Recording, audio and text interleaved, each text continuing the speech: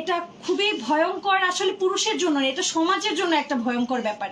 আমি বলবো আমাদের অনেক কতিপয় মানুষজন বলে বেড়াচ্ছে যে সমাজকে কলুষিত করছে প্রিন্স মামুন এবং লায়লা। আচ্ছা, প্রিন্স মামুন এবং লায়লা যদি কলুষিত করে থাকে, আপনাদের কাছে আমার একটা প্রশ্ন, তাহলে একজন কেন ভিতরে আর একজন বাহিরে? ওদের দুজনেরই তো ভিতরে থাকা উচিত।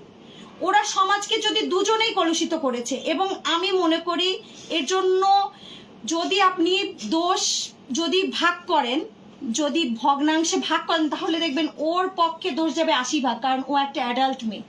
ও অনেক অংশে মামুনের চেয়ে বড়, ওর বোঝার ক্ষমতা বড়।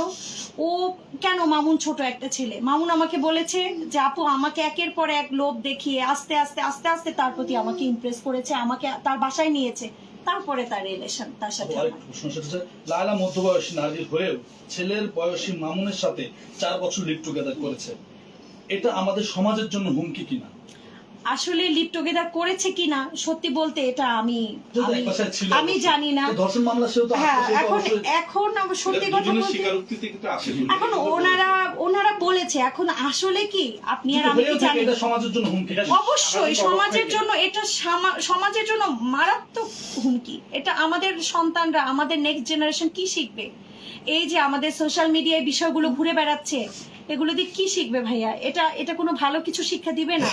আমাদের সব বাচ্চাদের হাতে হাতে এখন মোবাইলে, কি শিখবে আমাদের আমরা বাচ্চা? দেখেছি লায়লা তার বাসায় মদ্যপান করতেন, অর্থাৎ লায়লা মামুনকে বিভিন্ন নেশাদ্রব্য খাওয়ানো শিখিয়েছে বা সুযোগ পেলে সুযোগ করে দিয়েছে। এতে লায়লার কোনো শাস্তি হওয়া উচিত কিনা, যেহেতু তার বয়স আমি এইমাত্রই বললাম অনেক বেশি। সমাজকে যদি কলুষিত করেই থাকে, দুজন মিলেই করেছে, কেন তাহলে প্রিন্স মামুন একা জেলে গেল?